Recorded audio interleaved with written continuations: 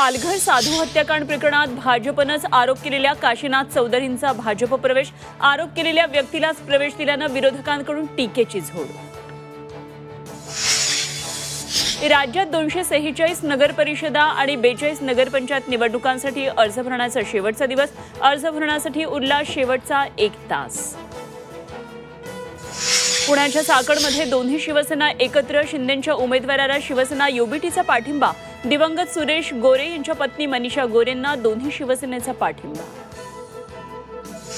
बाळासाहेब ठाकरेंच्या 13व्या स्मृतिदिनानिमित्त ठाकरे बंधू एकत्र, स्मृतिस्थळावर उद्धव आणि राज ठाकरेंकडून बाळासाहेबांना अभिवादन। 11 वर्षांनंतर बाळासाहेबांच्या स्मृतिदिनी ठाकरे एकत्र।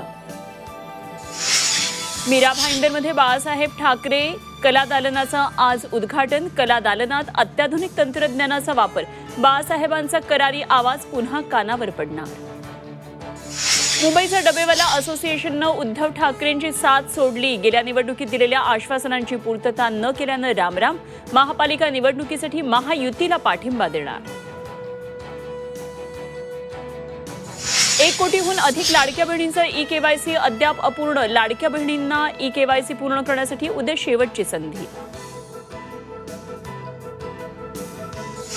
झी 24 तासनं उघडकीस आणलेल्या पुणे जमीन गैरव्यवहार प्रकरणाचा अहवाल येणार, चौकशी समिती दस्त नोंदणीतील अनियमिततेबाबत अहवाल आज सादर करणार।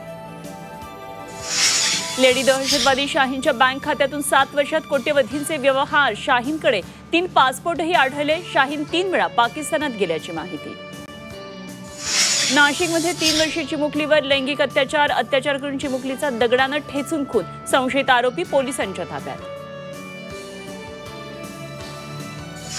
आणि पुण्याच्या जुन्नर तालुक्यात सर्वात मोठं बिबट निवारण केंद्र, 124 बिबटे राहतील एवढ्या क्षमतेचं बिबट निवारण केंद्र उभारलं जाणार।